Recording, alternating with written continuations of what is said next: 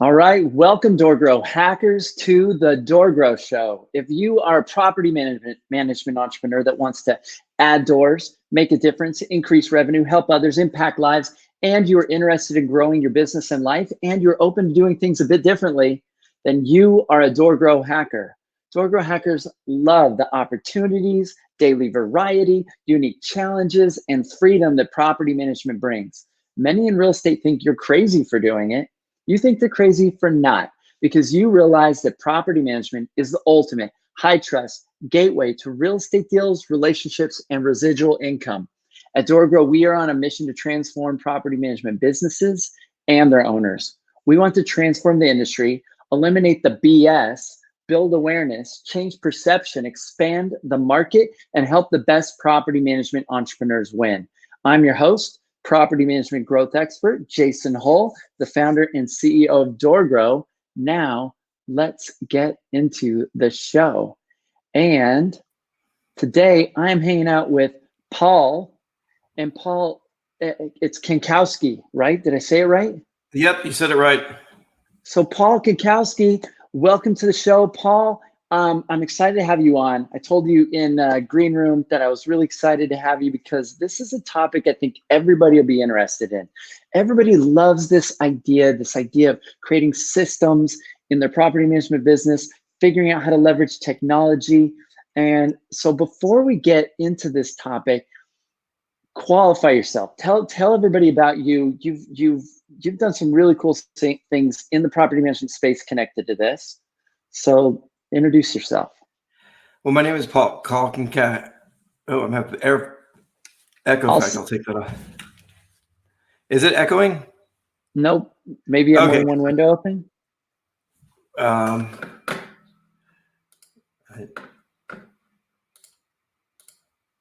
I don't know. Okay. Now I can't hear anything. Can you hear me?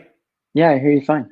Okay, sorry about that. That was an echo. I apologize for that. Hi, my name is Paul Kankowski. I'm out here in Temecula, California. This is Southern California. I have over 200 doors right now. We're not huge, but we have increased our systems in order to make ourselves better. I started in this industry. I actually started in education. I was a school principal and a math teacher for 18 years. And I was a real estate investor. I've been a real estate investor for over 20. I bought a lot of properties. And when the crash happened, I became a flipper. And I bought a lot of rental properties.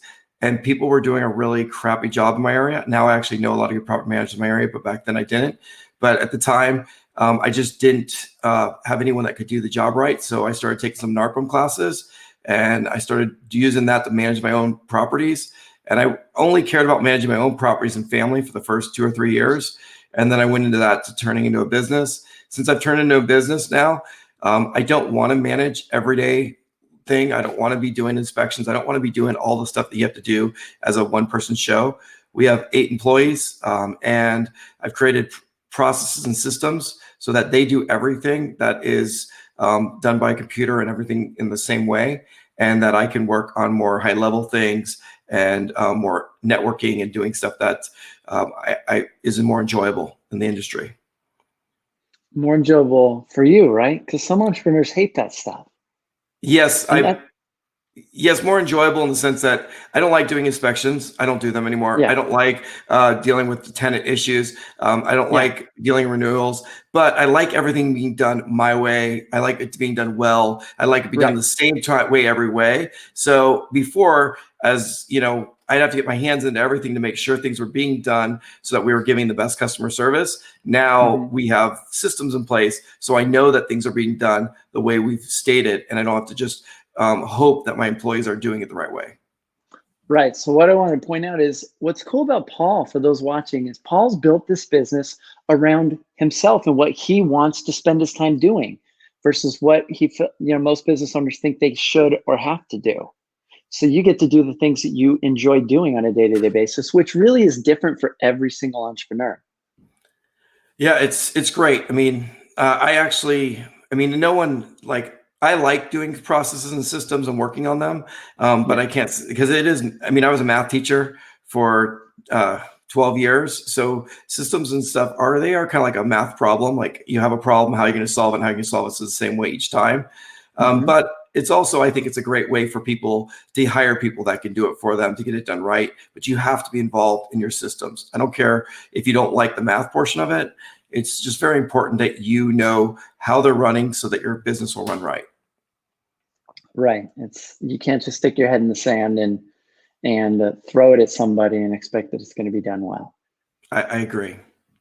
So let's take a step back. So everybody listen to this, and I want to point this out too. You've run some conferences related to automation and technology. You've got some things going related to that. You didn't mention that. Like you're an expert at this. You've spoken at NARPM, the broker owner, I think, right? Related to this. I have national conference, something like that. I spoke at the national conference in San Diego, Okay. and it was something similar to this. I have had 4 conferences on systems. I have a systems conference. My next one's in August. That'll be our 5th one. And this has been really good. We've had it's a small conference. I only allow 50 property managers to go to it.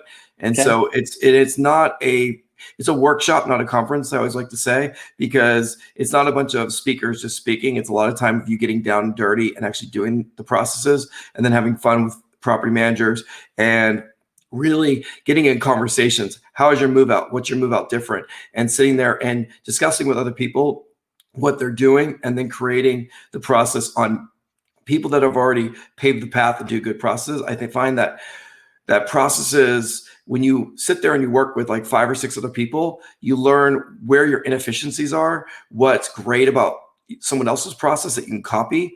Processes are not something that are this secret sauce that, everyone has to have a different one. You can take a good process and you can adapt it for your business. And that's what our workshops are about. And it's a really great time. They usually sell out in about 3 to 4 weeks. I usually have a long waiting list afterwards, just because we do keep it small, because I don't want it to get so big where people can't actually sit and have a conversation with each other. Yeah, I love it. I like the idea. So why don't you share with people? Let's talk about your business. Let's paint a picture of what's possible. What do you or what you've seen other business owners do that have been at these conferences, some of the people that are plugged in, they've got technology, they're leveraging it. I want to paint a picture of paradise or a possibility for those that are listening, because I think a lot of people listening going, it sounds too complicated. It's probably not possible. I'm sure what I'm doing is nearly just as good. And so what are you noticing in your own business? Maybe in terms of margins and systemization and staff. This is the biggest thing, and this is why people will like systems, is you'll make more money by having good systems. So I'll look at like HOA. HOA was an issue a year ago we tackled. We were not doing as good of a job. We were handling every HOA issue as its own individual thing. We weren't getting emails to owners. We were dealing with HOAs, but we weren't letting the owners know, hey, we're dealing with it every week. And so I lost a big owner because they thought we weren't dealing with an HOA issue, even though we were.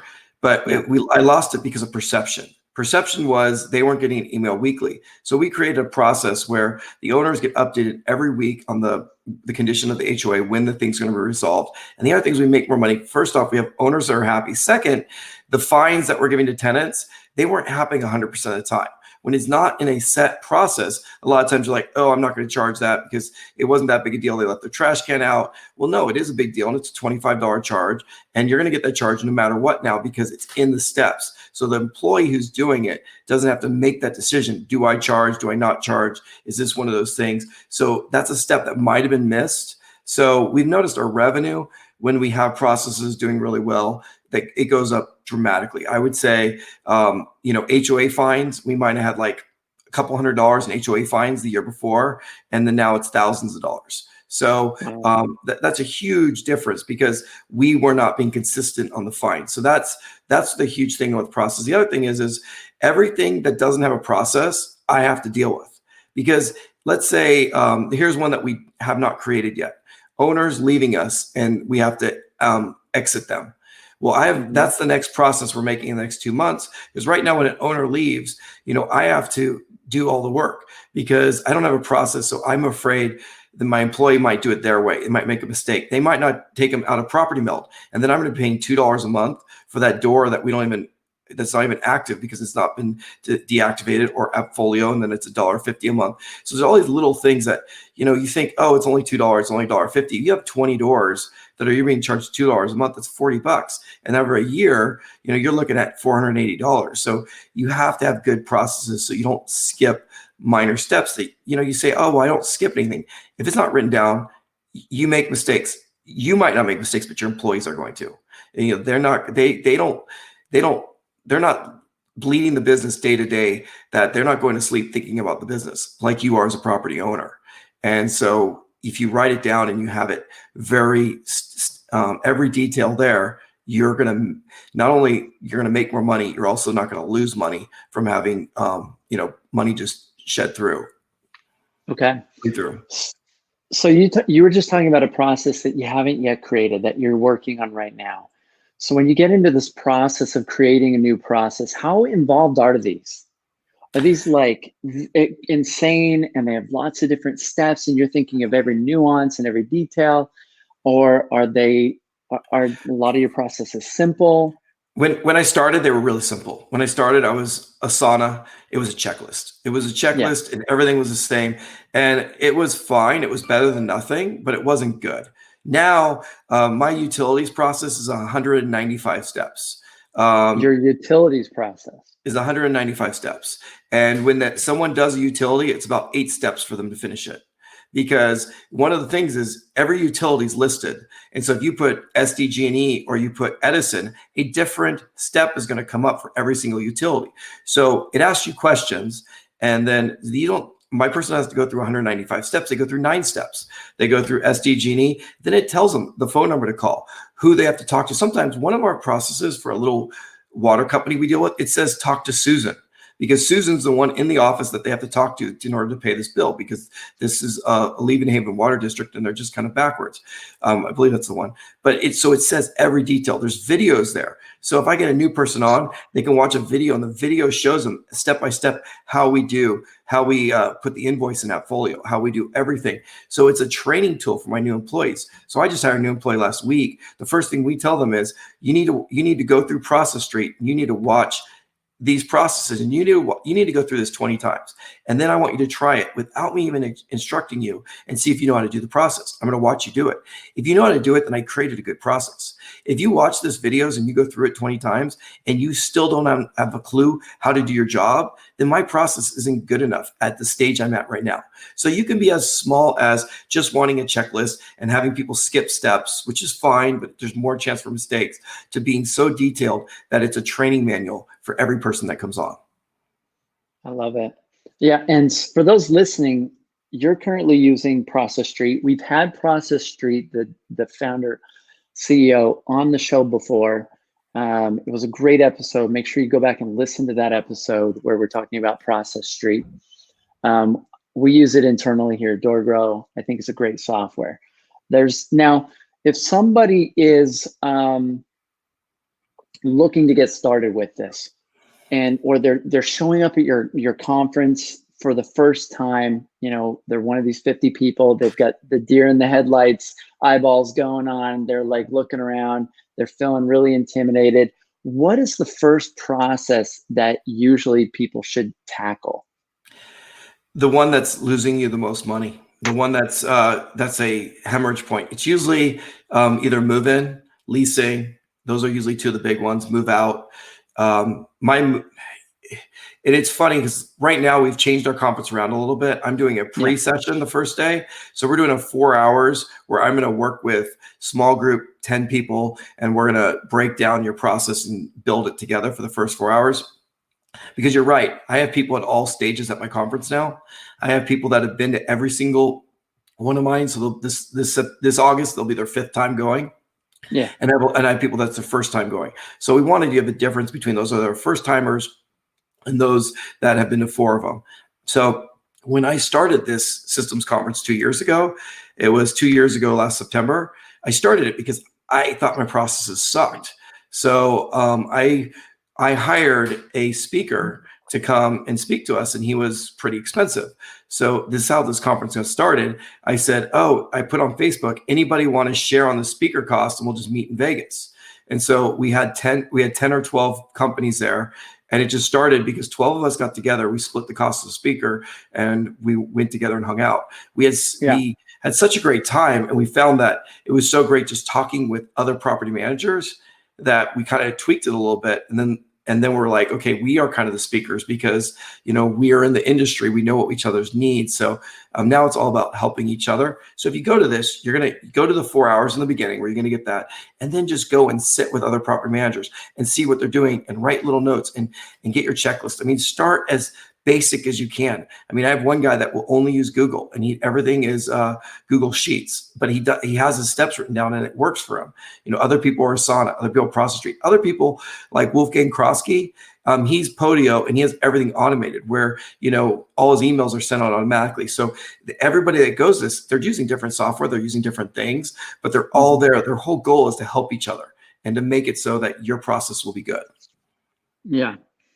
And really, I would imagine one of the best things about being there and talking with other people and seeing and hearing how they do things is you're just going to get ideas. And there's a lot of ways to implement that idea, right? Like a process is software agnostic in general. It's a process. You need certain steps to be done. It could be done by humans. It could be done by technology like Podio.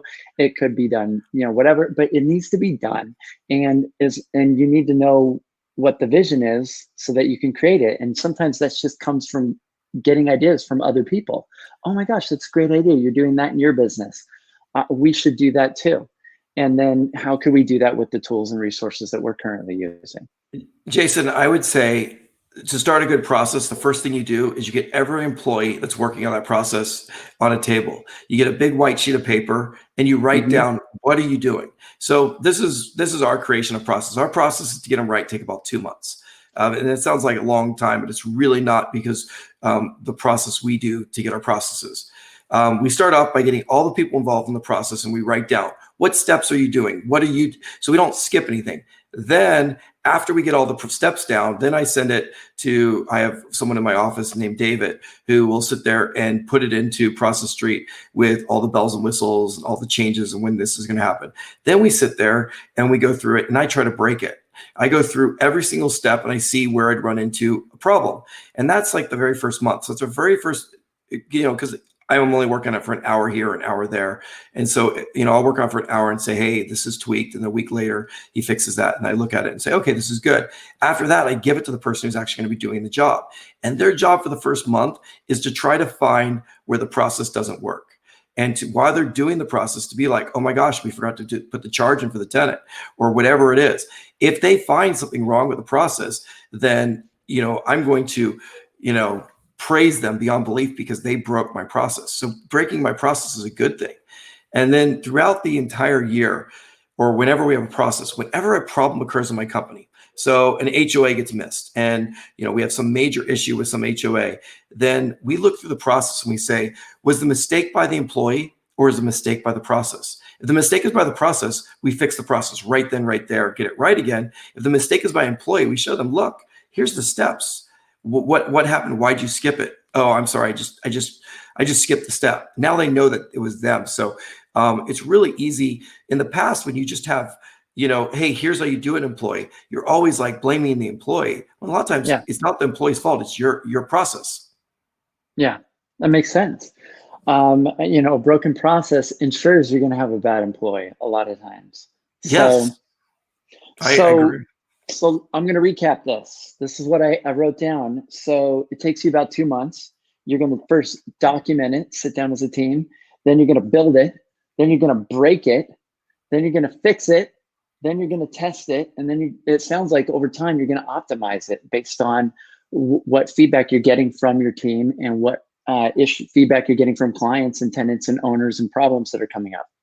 Exactly. And a process is never done because the second something goes wrong in your company, you look at what the process is. So if you have a move-in and the move-in's a disaster, It's either employee or process, and you have to check and find out. And it's so easy when you have a good process to find out where the breakdown occurred.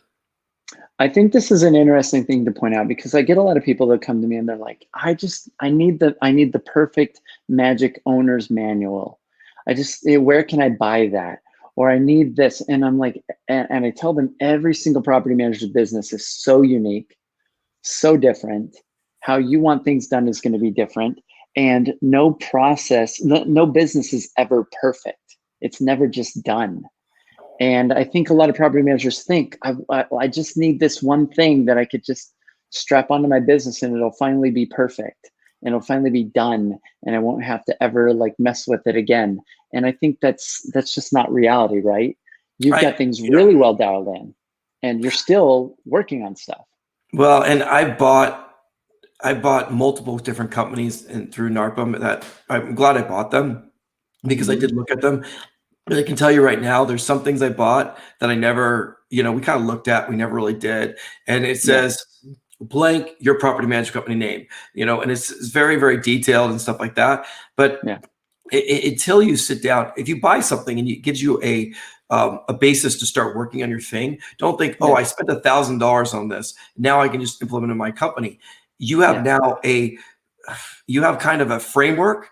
But by the time you're done rewriting that, it's going to be 50 to 60% different, I think, than what you bought. But it's still going to help you. It's still going to help you. Paying, Mark Cunningham or any of these people or Landlord Source for something that they have is going to help you in getting your brain thinking about what you need to do for that role or position. But it's not how Mark Cunningham or Landlord Source does their business is not the same way. I don't do my business the same way as anyone at my. I mean, I get a lot of their information. I look at it and I'm like, oh my gosh, that's really cool how they did that. But then, we might have a different law in California, different ruling, a different way of doing it. We have to. So you can't assume that what someone else does, you can just implement in your company day one. Yeah, I think for a lot of us, it's easier to create something, especially if we're starting from scratch. If you're a startup, you're a new property manager, you've never documented your processes, sometimes it's helpful to have some resources to look at. They might not even be that great, but at least you can, sometimes the bad processes or the bad ideas are even better because you can look at that and the contrast from what you're doing and what you're reading about. You're like, okay, we don't want to do anything like this, and I want to make sure that we avoid these things. And so, I like the idea that you like intentionally try to break your processes, right? Yeah. The other thing I want to add is I think automation is amazing, but this is my fear of automation. I will automate a lot of my processes and they'll be better automated. And that is something that we're going to work on. But a bad process that's automated, you're not going to see that it's a bad process. So if you have an email that's automated going out and it says, dear tenant last name, because it's not putting the tenant's last name in because you're not actually having a human do it at the beginning, then you're going to be automating that for 70, 80 emails. It's going to be sending dear tenant last name. So I think you need to do a process for a while by hand. Like you need to have an actual human being doing the process, checking the boxes, making sure it's right so they can find the things that are wrong. And when you get a process really good, then your next step is to automate. Because yes, it's great to save time and have an email every week go out that tells them about their HOA violation or tells them about what the move-in process is. But again, if you have an email, like I still will look at emails every once in a while. We're like, oh my gosh, we forgot to change the wording from this move-in email to this move-in email saying the second week. And it's just, but it's automated. It's going to be automated. Something automated bad is going to be badly automated forever. So, right. So all I'm saying is that a lot of people want to go from no process to everything being automated and them not being involved. And I don't think that's possible. I think like Wolfgang Krosky, he's automated and he does an amazing job, but I don't think he went from not having a process to everything running on its own and him not involved in it. No, he was a coaching client for a good while. And I know he didn't start with Podio. And at one point, I think he was using ProcessTreat. And even before that, he was like working on stuff. So, yeah. So I love the idea. You got to do it manually. A lot of property managers are already doing a lot of things manually. They're doing it that way first. They now need to document it. Then they need to figure out how can we start to, systemize this? How can we create consistency? How can we automate this? How can we make sure it's being done the same way every single time? And there's some checks and balances. So, and that's one of the reasons I like ProcessTreat, is because you can build a process in there that's like one step, and you just paste in a Word document if you have to, like really, really low level. And maybe that's the best you've got. And then eventually you can break it into some multiple steps. And then you can get it into something crazy, like your 100+ step thing that's got context sensitive, options based on what you pick. And it's going to give you different tasks to do depending on what options you're selecting. And you can get really crazy, if that makes sense. The cool thing about having a process, though, is you can continually improve it. It can get better over time. And that means that you're lowering your operational costs, you're lowering drag, you're improving your team members' ability to accomplish things and win and get things done. Now, what do you think about the challenge of people as process? And what I mean is, everybody has team members that they need in order to think. It's somebody that's making decisions, they're planning, they're coming up with ideas. And then you have team members that really, they're operating like a computer. Their job is just to follow the process. How do you balance this in your own company in determining, is this just somebody that anybody on the planet that could just follow this checklist, or they need some customer service skills and they need to be able to communicate? And how do you sort of balance the discrepancy that people have that are fearful of process because they're like, I want my clients to be taken care of really well? I think processes make you still have to think. You still have to go through it. You still look and see what's going on. How many of us property owners, managers, et cetera, spend nights thinking about everything we have to do the next day? So you write stuff down on a sheet of paper before you go to bed, and then you try to get it out of your mind so the next day you don't forget it. You're not doing that because you don't want to care about your business. You don't want to think about it. You're doing it because you don't want to be staying up at 1 a.m, sitting there and trying to think what you need to do. So everything we do in life, if something tells us how to do it, then we can start thinking about things that are higher level. So you can take your employees, if you could take a lease renewal process and you can make it so that every single time it's done correctly, it's done right, and no one has to think about it, then there's no stress on lease renewals. So now when something does come up that's stressful, people that are higher level can think about the things that are higher level. You have a maintenance issue where someone falls off the roof and you're getting sued. You're not going to have a process for that. And so now, instead of you thinking about lease renewals and wasting your time on something that's going to be automated, something that can be just automatic, you can spend your time on high level items. And you're going to have employees that are needing to spend their time on high level items, so you could spend your time on other high level items. Not everything. Property management will never be completely automated. So, there's companies that say, we can just automate everything. No, you can automate a lot of stuff so you can spend your time on the 10% of the stuff that really, really matters, and that's really stressful, and that can't be automated.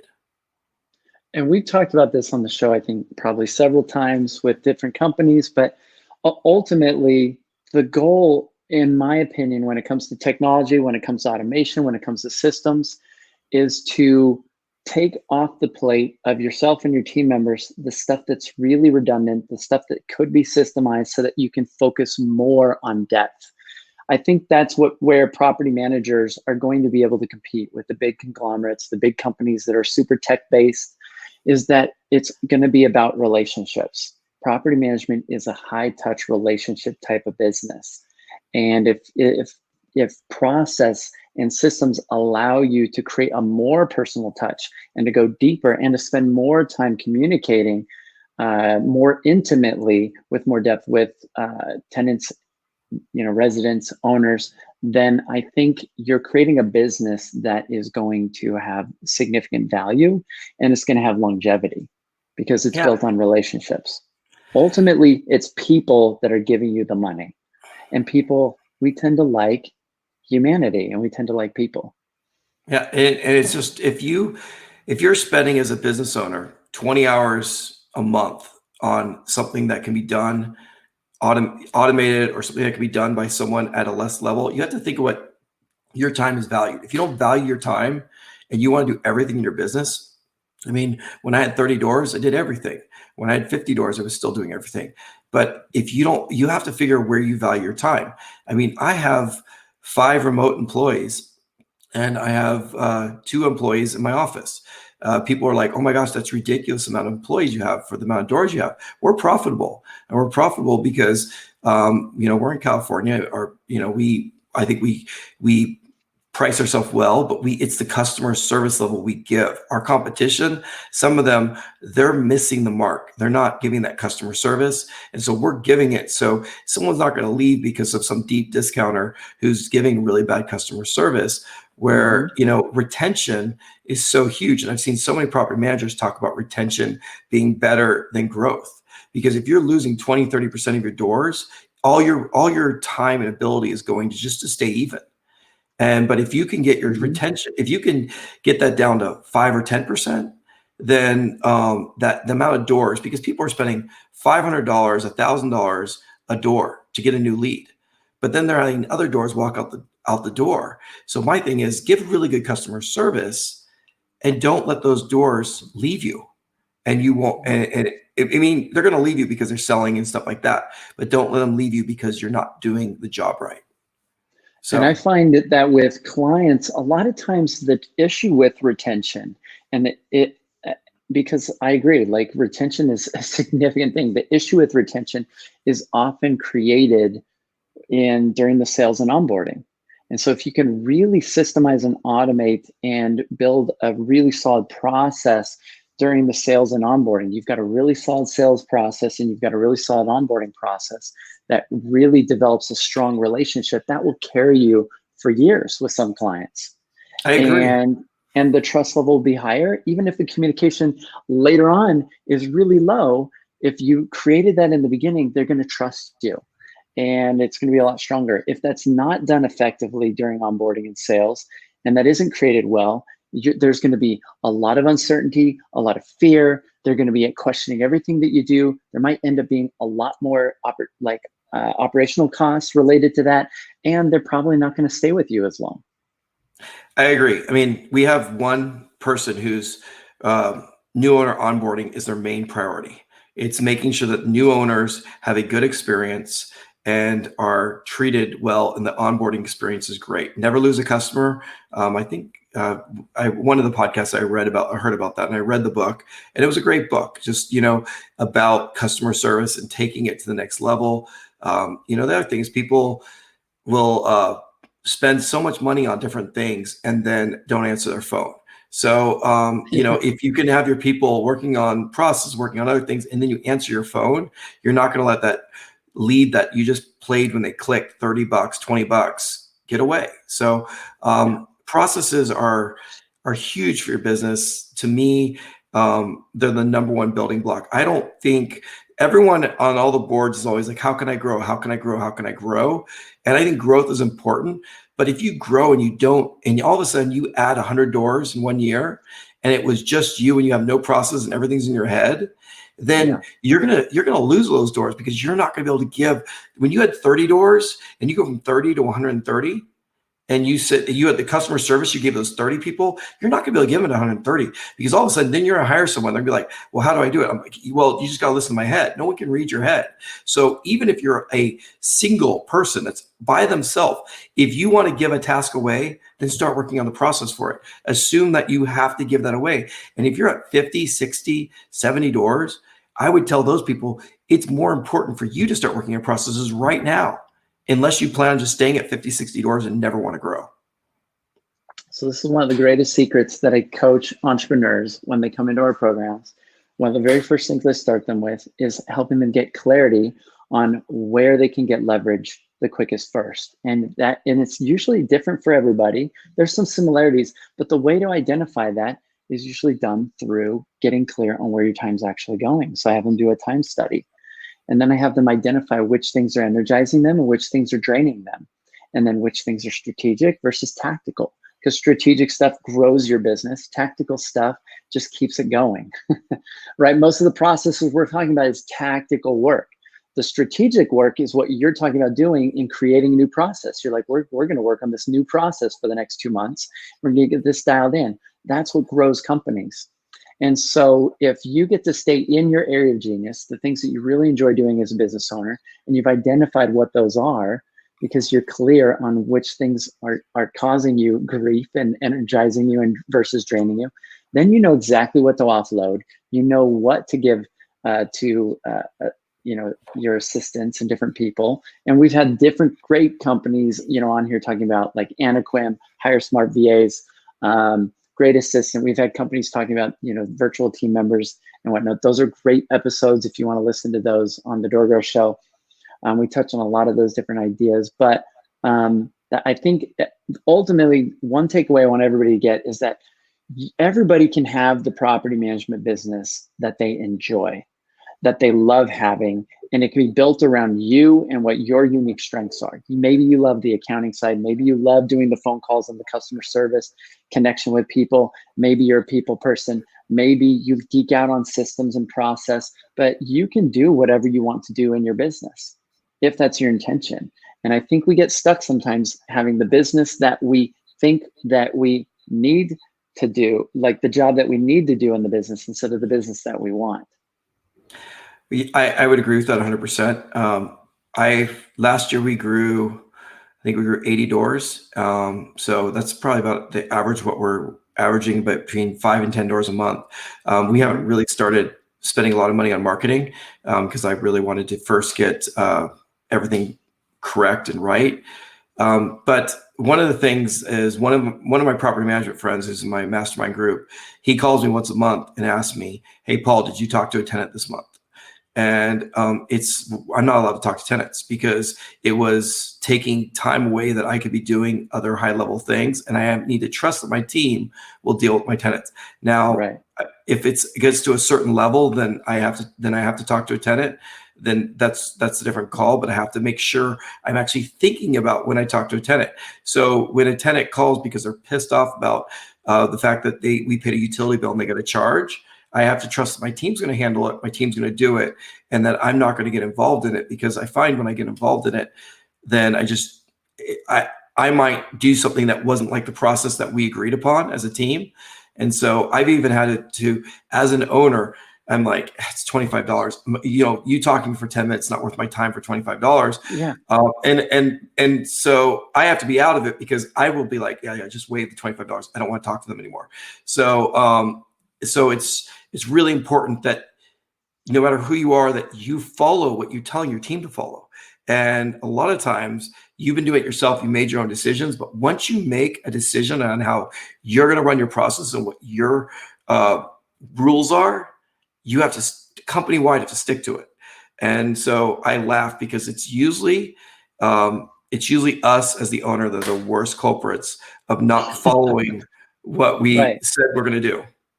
Because employees do it, because a lot of times my employees' bonuses are based on serving certain goals. So if I don't accept something, then they're like, "Man, you're hitting my bonus. Don't be messing with my goals." So that's something I've learned is just find what you like, find what you're good at, and get a group of property managers around you that can be like a mastermind group that can keep you focused, because you need other owners sometimes to tell you, stop doing that, because your employees won't always tell you exactly what you need to do and what you need to hear. And that's so now. And the other thing is when the systems aren't working right, now there's a system in there where my employees can say, well, you didn't follow the system here. So I have to, every person is accountable for checking off what they have to do in the system. And when I don't check it off, at the end of the week, an email goes out to every person who's missed any steps of the system. And I have an employee that's checking that.